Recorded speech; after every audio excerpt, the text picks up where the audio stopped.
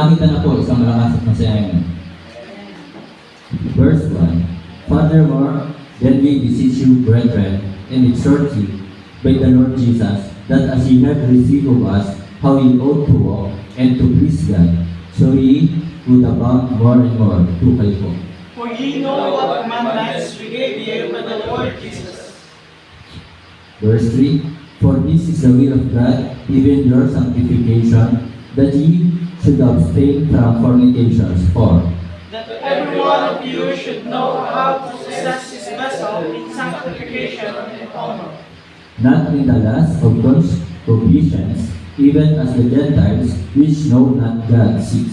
that no man go beyond and defraud his brother in any matter, because that the Lord is the avenger of all such, as we also have forewarned you and testified. For God hath not called us unto uncleanness, but unto holiness. Verse 8. He therefore that despiseth man, but God, who hath also given unto us his Holy Spirit. But as touching brotherly love, ye need not that I write unto you, for ye are yourselves are taught of God to love one another. 10. And indeed ye do it toward all the brethren which are in all Macedonia, but we beseech you, brethren, that ye increase more and more.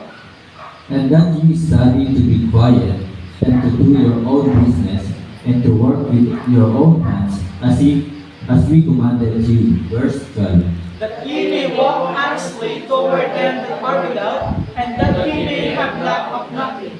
But I would not have you to be ignorant, brethren, concerning them which are asleep, that ye sorrow not, even as others which have no hope for you. For if we believe that Jesus died and rose again, even so them also which sleep in Jesus will God bring with him. For this we say unto you by the word of the Lord, that we which are alive and remain unto the coming of the Lord shall not prevent them which are asleep. Verse 16. For the Lord himself shall descend from heaven with a shout, with the voice of the archangel, and with the trump of God, and the dead in Christ shall rise first. Then we which are alive and remain shall be caught up together with them in the clouds to meet the Lord in the air, and so shall we ever be with the Lord. Verse 18. Or together ready with. Wherefore and for one another remains worse. Tayo pong lahat ay umukaw kumikip, tayo po'y manalangin. Ama namin Diyos sa langit, sa gabi ito patuloy po kami nagpupuri, nagpapasalamat sa iyong kabutihan at katapatan. Pinapasalamatan ka namin sa patuloy mo po na pagtugon, pagsagot, pagbibigay ng aming po mga kailangan. Salamat po Panginoon na patuloy mo po kaming sinasamahan at ginagabayan, iningatan. Patawad po kami sa aming pagkukulang, kasalanan na nagagawa laban sa iyo. Banal na Espiritu, patawad po. Salamat po Ama sa bawat panalangin na niyo po sinabi sa amin. Salamat sa bawat biyaya na patuloy mo po sinibigay sa amin. Salamat ikaw ang aming Diyos na mawain at mapagmahal.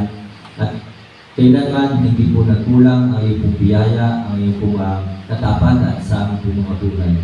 Salamat po na patuloy mo po pinagpapala ang mga kapatiran. At dalangin ko po Panginoon na patuloy mo po pagpalain ang iyong pong gawain dito sa mataas na kahoy. At tulungan mo po ang mga kapatiran sa kanilang mga problema na pinagdadaanan. At dalangin ko rin po sa gabi ito, kapayapaan sa Jerusalem, kaligtasan po ng mga taga-Israel. Pagpalain mo po Ama ang iyong pong gawain po doon sa Israel, sina Missionary Pastor Joseph Soriano, ang kanyang asawa at mga kapatiran po doon. Pagpalain mo po spiritually, physically, financially. Patuloy mo pong gamitin si Missionary Pastor Joseph Soriano sa pag-abot ng mga Jewish people po doon na kanila pong tanggapin ng aming pong Panginoon Jesus bilang kanilang Panginoon at tagapagligtas. At dalangin ko rin po, pagpalain mo po sina Pastor Melchor Nelga doon po sa Mulanay, Quezon. Pagpalain mo po ang gawain, mga kapatiran po doon at katagumpayan po ng anniversary. At ingatan mo po kami na kami po na mga pupunta po doon sa Mulanay, Quezon ngayon po November 15. At dalangin ko po Panginoon na bawat isa mag-akay ng kaluluwa, magkaroon ng bunga, sapagkat ito po ang iyong dakilang utos sa bawat naligtas, sa bawat mananampalataya. Salamat po Ama, at po ang aking dalangin sa pangalan po ng aming Panginoon Jesus. Amen. Pwede na po. Sa mapagpalang labi po sa ating lahat, ako po ay nagpapasalamat sa Panginoon sapagkat ilang beses ko na pong ginagawa na ako po ay nakikipag-transact pero wala po akong pera. Pero sa biyaya naman po ng Panginoon, bago dumating yung araw na yon, ay talaga nagpo-provide po ang Panginoon. At ako po ay nagpapasalamat sa Panginoon sa mga answered prayer ay binigay po ng Panginoon. At isa nga po sa prayer ko kay Pastor Melo ay yung kagalingan ng kanyang karamdaman. At isa po sa prayer ko sa kanya ay huwag na siya maoperahan. Na talagang pagalingin siya na huwag nang kailanganin pa yung operasyon sa kanya. At yun nga po ay sinagot ng ating pong Panginoon na talagang nung siya po ay nagsabi ng doktor ay wala nang bara ang kanyang mga ugat dun sa kanyang puso. Kaya talagang answered prayer po yun. At isa po sa prayer ko din po kay Sister Ana, ayun nga, yung huwag siya mapatigil sa kanyang pag-aaral at siya ay makapag-OJT at sinagot po yun ng Panginoon. So, napakabuti po ng Panginoon na patuloy po niya sinasagot ang ating pong panalangin. At isa pong prayer ko din po ay yung prayer po natin na magkaroon tayo ng church vehicle. So, purihin po ang Panginoon na meron po tayong church vehicle ngayon. At prayer ko rin po na talagang patuloy na dumami yung mga maliligtas po dito. So, yun po, patuloy po tayo dumarami. So, salamat po sa Panginoon. So ngayon po gabi mga kapatid, mga minamahal, 1 Thessalonians chapter 4 verse 1, sabi po dito, furthermore we beseech you, katapus-tapusan mga kapatid, kayo'y aming pinamamanhikan at inaaralan. So talagang nandun po yung pamamanhik o pakikiusap ni Pablo ng salita ng Diyos sa atin. Hindi lamang po sa mga kapatiran, sa mananampalataya sa Thessalonica, kundi sa atin po lahat. Na tayo po ay talagang inaaralan. Na talagang tayo po ay dapat, sabi po dito, that as ye have received of us, how ye ought to walk and to please God. So tayo po ay talagang pinapag-usapan ng salita ng Diyos na tayo ay dapat magbigay kaluguran sa Diyos. So ito po yung title po ngayong gabi, Our Purpose to Please God. Na ito po yung ating pong tungkulin na tayo po ay, kung bakit tayo po ay nilikha ng Diyos. So mayroon po siyang purpose sa atin. Kung bakit tayo ay iniligtas ng Diyos ng ating pong Panginoon Jesus. Mayroon po siyang purpose sa atin. Yun nga, yung tayo ay maglingkod sa Diyos, sa ating Panginoon Jesus. At tayo po ay magbigay ng kaluguran sa Diyos. So maraming tao sa mundong ito. Pero naisip ba nila na sila ay magbigay kaluwalhatian o kaluguran sa Diyos? So nag-isip ba sila, ano ba ang pwede nilang gawin? Ano ba yung pwede kong gawin para ang Diyos ay matuwa sa akin? So last time po mga kapatid, mga minamahal, yung naging mensahe ng Diyos sa atin, last time na prayer meeting, yung Ephesians chapter 4 verse 30. Ano po sabi po doon sa Ephesians chapter 4 verse 30? Sabi po doon, grieve not the Holy Spirit. So, huwag bigyan ng kalungkutan ang banal na Espiritu o ang Diyos. So, sa madaling salita, mga kapatid, mga minamahal, ang Diyos, ang banal na Espiritu ay talagang nalulungkot sa mga bagay na mga mali nating nagagawa. So, yun po. At ngayon po gabi ay nais po ng Diyos, talagang dapat tayo bilang mananampalataya at nilikha tayo ng Diyos, iniligtas tayo ng Diyos, ng Panginoon Jesus, dapat tayo pinag-iisip, ano ba yung pwede kong gawin para ang Diyos ay matuwa sa akin? Ano ba yung mga bagay na makakapaglugod sa Diyos? Kaya nga po mga kapatid, mga minamahal, bakit yung mga trahedya? Kasi nga po, hindi na natutuwa, hindi na nalulugod ang Diyos sa mga ginagawa ng mga tao. Eh ang tao, pasasa sa paggawa ng kasalanan. Diba? Ang tao ay talagang kinakalimutan ng Diyos. So nung nagkaroon ng lindol, anong bukang bibig ng mga tao? Panginoon ko. Wala namang nagsabi na ang bahay ko. Diba? Wala namang nagsabi na ang kotse ko. Kundi ang kanilang bukang bibig ay Panginoon ko. Diba? Itigil mo na to. So yun ang kanilang bukang bibig. So mga kapatid, mga minamahal, opo, maaaring natutuwa ang Diyos na ang tao ay tumatawag sa Panginoon, pero nakakalungkot sa isang banda, nakakaalala lamang sila sa Diyos kapag mayroong trahedya. Diba? Kapag ang kanilang buhay ay nasa pingit ng kamatayan o kapag ang kanilang buhay ay nasa pingit ng panganib. So mga kapatid, mga minamahal, tayo po ay nilikha ng Diyos, iniligtas tayo ng Diyos upang tayo po ay magbigay sa Kanya ng kaluguran. So yun po sinabi po dito, to please God. Kaya sana sa ating buhay na nga rin natin. So para matuwa po ang Diyos sa ating una mga kapatid, mga minamahal, upang mabigyan natin ang kaluguran ng Diyos to please God, we need, ano sabi po dito sa verse 3, for this is the will of God, even your sanctifications, that He should abstain from fornication. And then verse 4, that every one of you should know how to possess his vessel in sanctifications and honor, not in the lust of concupiscence, even as the Gentiles which know not God, that no man go beyond and defraud his brother in any matter, because that the Lord is the avenger of all such, as we also have forewarned you and testified. For God hath not called us unto uncleanness, but unto holiness. Sapagkat tayo tinawag ng Diyos, hindi sa ikarurumi, kundi sa pagpapakabanal. So mga kapatid, mga minamahal to please God, we need to avoid carnality. Iwasan po natin ang pagiging carnal. So yun nga po, na ang mga carnal, sila po yung talagang namumuhay sa fornication, sila po yung talagang, ito po yung talagang pinili po nila yung pride of life. Yan po ang carnal, lust of the flesh, lust of the eyes, yan po ang mga carnal. At hindi lang po yan, kundi ang mga carnal pa, yung halimbawa, hindi naman napakahalaga, hindi naman napaka-importante ng lakad, pero mas pinili nilang wala sa bahay-sambahan kapag araw ng linggo. Diba? So, ibig sabihin, let's say for example, ang carnal na Kristiyano, yung let's say pinili yung outing kaysa sumamba sa Panginoon. Yung po ay masasabi natin carnal. At ang mga karnal ng Kristiyano po, ang masasabi po natin, yung sa gabi talagang nagpupuyat, pero kinalimutan, pinabayaan ang pag-pray, yung pinabayaan ang prayer life, prayer time, pinabayaan na yung Bible reading, pinabayaan na yung devotion, at talagang pinili ay yung magpuyat sa mga Facebook, sa social media, na talagang wala namang ginagawa na pag-share ng salita ng Diyos, yun po ang carnal.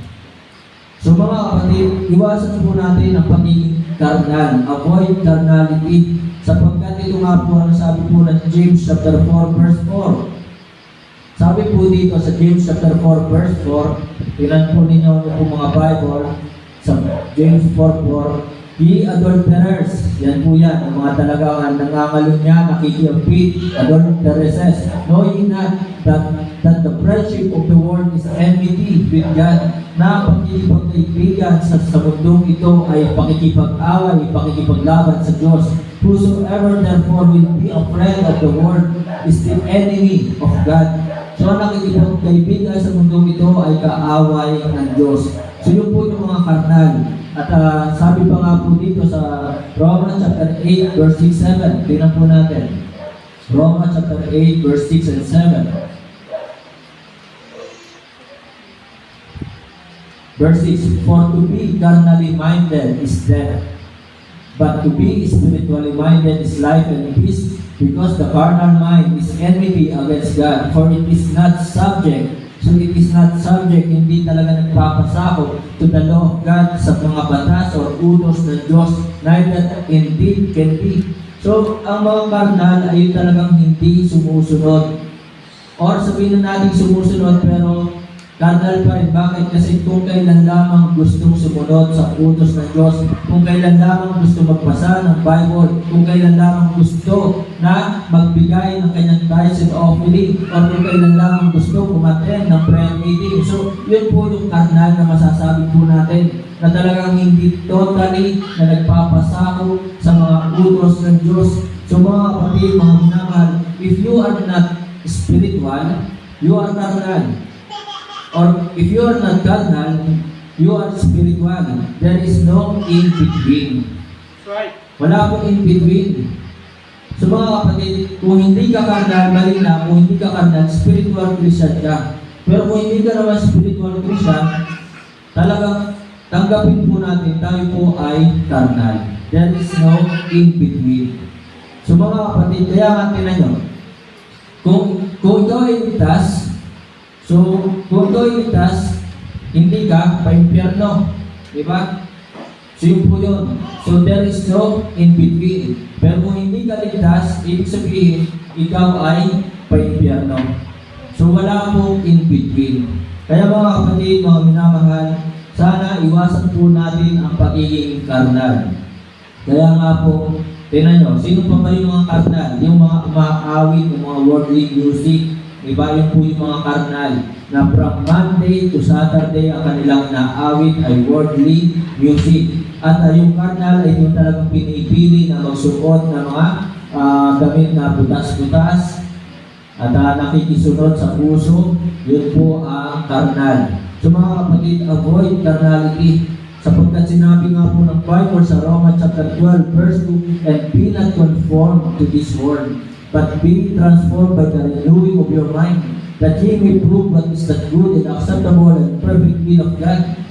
So, ang carnal pa ay talagang yun, from Monday to Saturday, kung ano yung mga pananalita ng mga kaibigan, kaklase, o mga katrabaho, o kamag-anak, ay ganun din siya magsalita.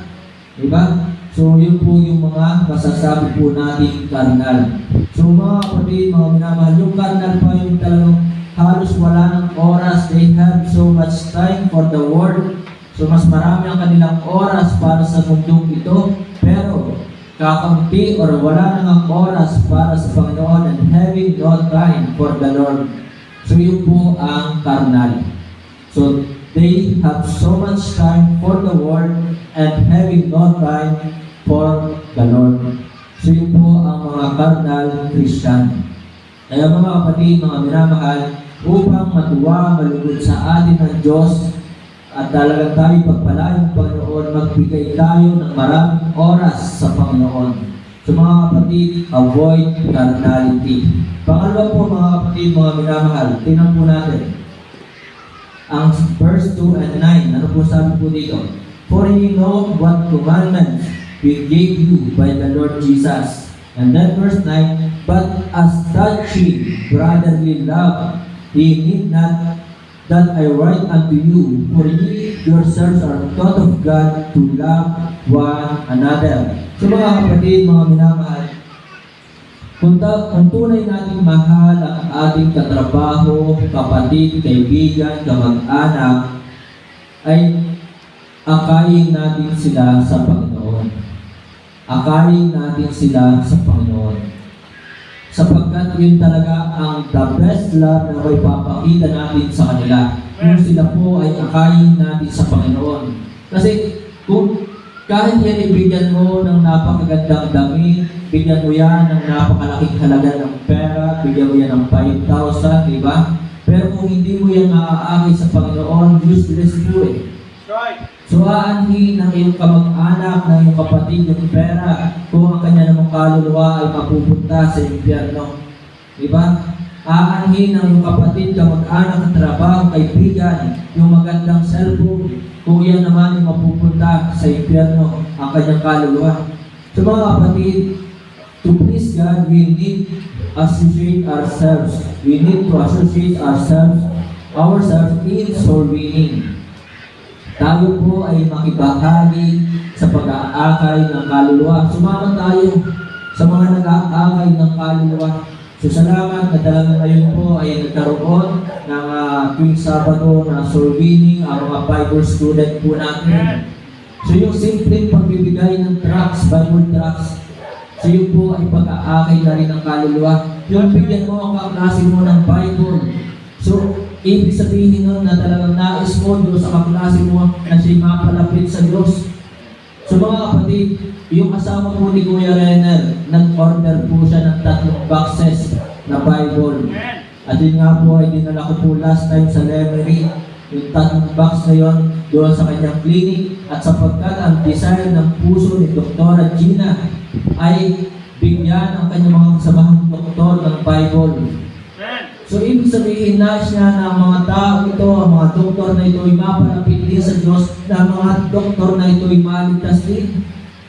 So, mayroon siyang concern. So, mga kapatid, mga minamahal, to please God, we need to associate ourselves with soul winning. Isama natin ang ating sarili doon sa mga nag-aakay ng kaluluwa.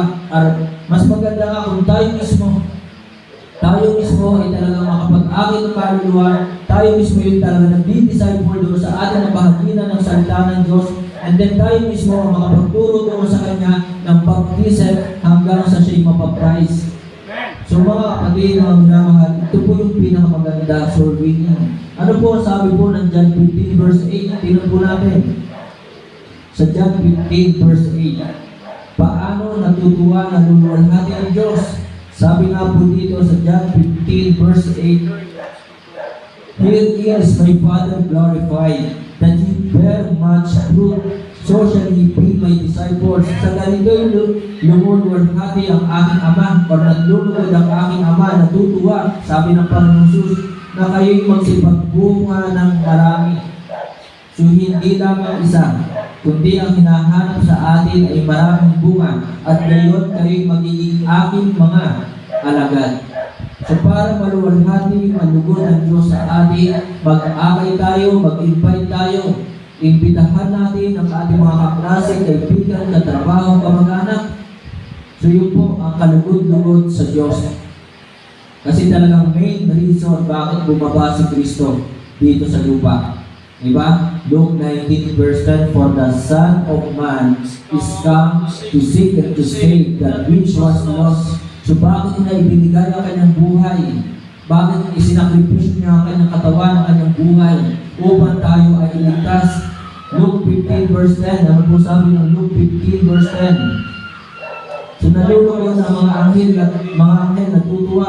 So kung natutuwa ang mga anghel, ganun din po ang Diyos. Sabi nga po dito, likewise I say unto you, there is joy in the presence of the angels of God over one sinner that repented. So kung natutuwa, nalulugod ang mga anghel doon sa isang kaluluwa na nagsisi sa kanyang mga kasalanan, so ganun din po ang Diyos. Kaya mga kapatid, so we need to associate ourselves with soul winning. So tayo po'y makibahagi sa pag-aakay ng kaluluwa upang ang Diyos ay malugod sa atin. So nung last Tuesday po, habang kami po ay pumupunta ng Las Piñas, meron po kami ng pasahero diyan sa Innova. So ayaw ko naman na ang Innova ay masasakyan ng mga taong hindi ligtas. So habang kami po ay nananakbo sa Star Tollway, o dito pa lamang kami sa may diversion ng Bawan, ay nag-share na po ako sa dalawang ito habang ako'y nagdadrive. So pagdating ng Star Tollway, so magkakaroon na ng sinner's prayer. So sinabi ko sa dalawa, kayo na lang ang pumikit. Hindi ako pwedeng pumikit. Baka tayo mabangga. Okay? So yun po ay yung isa po doon ay girlfriend ng aking pamangkin. Noong una, tinatanggi pa ng pamangkin ko. Tinanong ko siya, girlfriend mo yata? Hindi po. Pero nung sumakay na, nag-bless sa akin. Pag-bless po dito. What? Dito tao na. So, tapos nung bumaba na, pag-bless po. Oh, bless ulit. Sabi ko pa na yung bless So, yun po.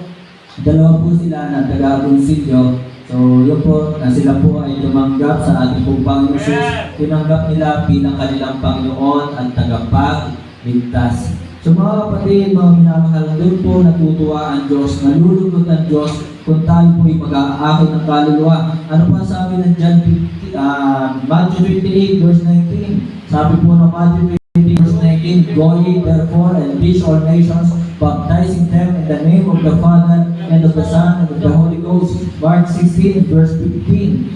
So go ye, tingnan po natin sa Mark 16 verse 15. Ano pa sabi po ng Bible? And he said unto them, go ye into all the world and preach the gospel to every creature. So, matutuwa nagtulungan ang Diyos sa atin, ang ating Panginoon Jesus, kung tayo po ay nag-aakay ng kaluluwa kung sinusunod natin ang kanyang utos na ito. So, meaning is not wasting of time. So, tandaan po natin yan. Hindi po ito pagsasayang ng oras, sapagkat kung ito'y pagsasayang ng oras, hindi na sana iniwan ni Kristo ang kanyang kaharian doon sa langit, bumaba dito sa lupa. Diba? So it is not wasting of time. So ipinakita ng Diyos ng Panginoon sa atin na napakahalaga ng soul winning. Hindi ito pagsasayang ng oras. Kaya yung simple pagbibigay natin ng Bible tracts sa mga ating nakakasalunguha ay ito po ay part na rin ng soul winning. So soul winning is not wasting of talent. Hindi po ito pagsasayang ng ating lakas. Hindi ito pagsasayang ng ating buhay, sapagkat si Kristo mismo ay kanyang ibinigay ang kanyang buhay upang tayo ay maligtas, akayin tayo. Diba? Ano sabi ng 1 Peter chapter 3 verse 15 ba yun? O, tingnan nga natin. So 1 Peter 3:18, sabi po dito na, for Christ also had once suffered for sins. So si Kristo ay nagtiis, nagsakripisyo ng kanyang buhay para sa ating mga kasalanan. The just for the unjust, so ang matuwid si Kristo, di ba? Para sa mga kasalanan, unjust, that He might bring us to God, upang tayo po'y madala niya pabalik sa Diyos. So hindi po itong pagsasayang ng oras, hindi po itong pagsasayang ng lakas, being put to death, na si Kristo po ay namatay, di ba? In the flesh, sa laman, but we can by the Spirit. Kaya mga kapatid, mga minamahal, soul winning is not wasting of talent. So kung ikaw man ay napapagod sa pag-aakay ng kaluluwa, napapakos ka na sa pagbabahagi ng kaligtasan, so it is not wasting of your voice, of your talent, of your strength. So hindi ito pagsasayang. And then soul winning is not wasting of treasure. So nagbibigay ka ng mga reward sa mga tinuturuan mo. Nagbibigay ka ng mga, let's say for example, anong tawag doon? Prize, diba? Sa mga bata. So hindi po yung pagsasayang ng pera. So hindi ito pagsasayang ng pera na tayo nagagasolina tayo ng motor, nagagasolina tayo, nag-diesel tayo ng Innova. So it is not wasting of treasure. So mga kapatid, mga minamahal, kaya napakahalaga po ng soul winning. So si Kristo pinili na maging mahirap ang kanyang buhay upang tayo ay maging mayaman sa harapan ng Diyos. So mga kapatid, soul winning is the best thing to do. Soul winning is the mission of our Lord Jesus Christ. His mission should also be our mission. So yun po, ang kanya pong mission, ito po ay dapat na maging mission po natin. Sa napakaganda ng soul winning, sapagkat anong sabi pa ng John 15:16? John 15:16, kung ikaw ay nag-aakay ng kaluluwa, nagtuturo ng kaligtasan, itinuturo mo si Kristo bilang Panginoon tagapagligtas, na ang kaligtasan ay sa pananampalataya kay Kristo, hindi sa gawa, hindi sa reliyon. So, ano sabi ng 16? You have not chosen me, but I have chosen you and ordained you that you should go and bring forth fruit, and that your fruit should remain, that whatsoever you shall ask of the Father, kapag ikaw ay soul winner, anuman ang hiningin mo sa Ama, He will give you. So, ibibigay ng Diyos sa iyo. Laging sasagutin ng Diyos ang prayer ko. Kaya mga kapatid, soul winning is the best thing to do. So mga kapatid, sana po talagang tayo ay magkaroon ng bunga. Mag-akay. So, redeeming the time because the days are evil. So talagang sa Davao, Cebu, talagang marami po ang nasisira na. So yan po ay babala, warning na ng Diyos. At ngayon nga po ay mayroon pang lumalabas sa Facebook na ito daw po ang Matthew 28:19 na ito ay postpone. Meron bang mababasa sa Bible na postpone muna yan? Samantala sabi ng Panginoon sa diyan, go ye therefore. So talagang continuous yan. Diba? And teach all nations, baptizing them in the name of the Father and of the Son and of the Holy Ghost. And then ano pa sabi ng Panginoon, teaching them. So anong tawag nyo sa word na yun? Na salitang teaching, ing, nagtatapos. So talagang hindi, mayroon yung mga sa grammar or meron tawag ganun, paano mga superlative ba or something. Kasi continuous yun teaching nga diba? O paano sasabihin yung postpone?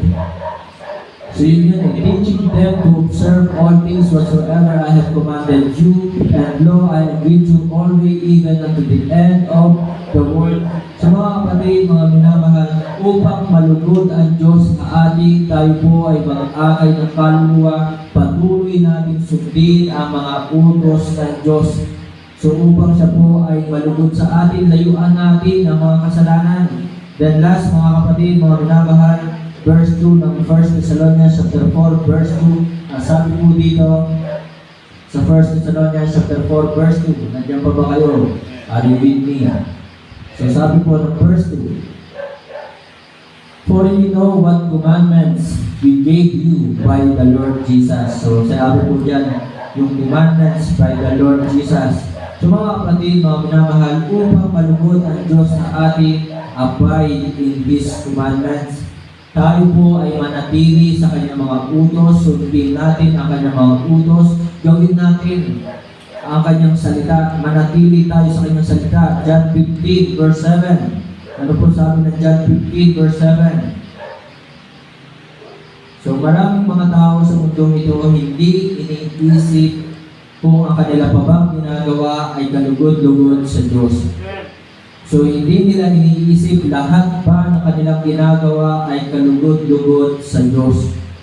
Kasi ang totoo sa ating buhay, minsan mayroon tayong nagagawa hindi kalugod-lugod sa Diyos na hindi naman lagi natin nabibigyan ng kaluguran ng Diyos. Yun po ang katotohanan. So sabi po ng John 15 verse 7, nandiyan ba kayo? If ye abide in me, and my words abide in you, ye shall ask what you will, and it shall be done unto you. So humingi ka, at ito ay ibibigay sa iyo.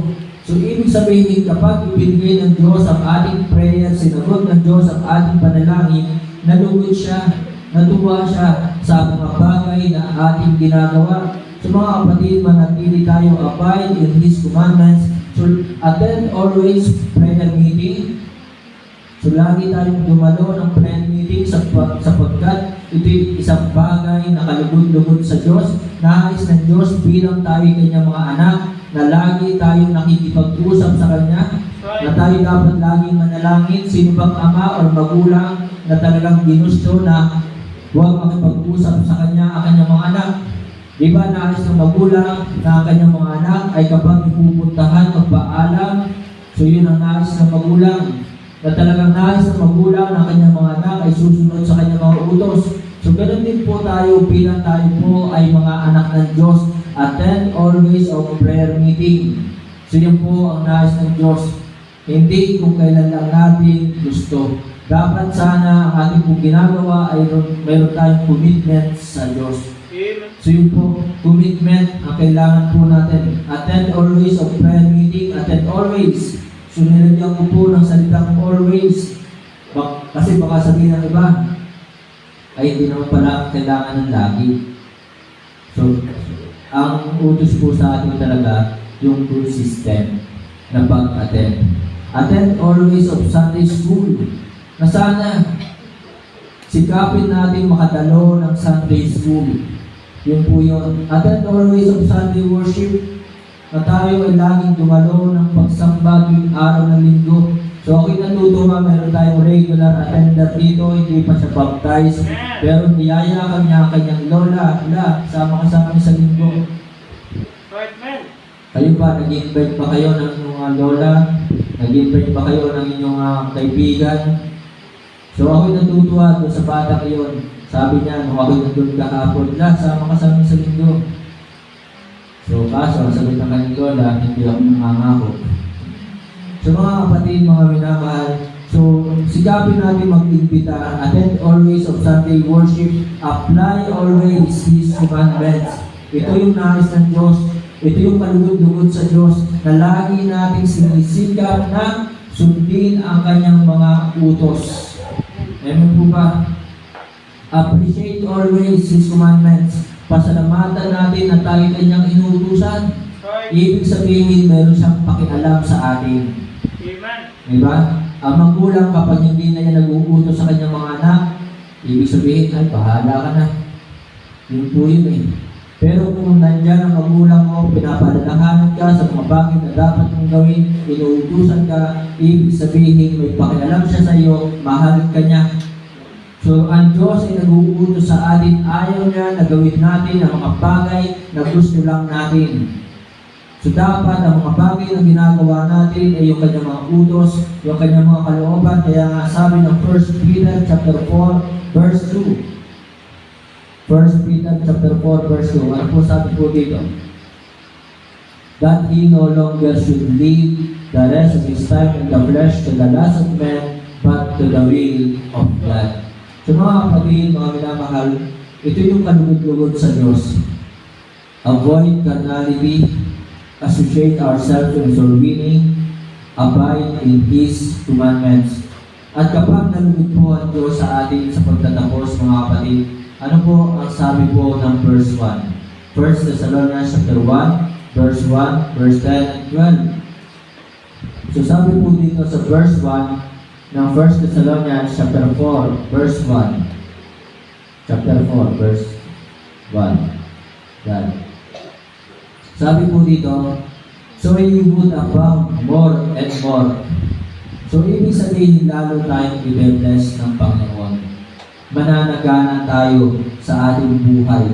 So ye would abound more and more.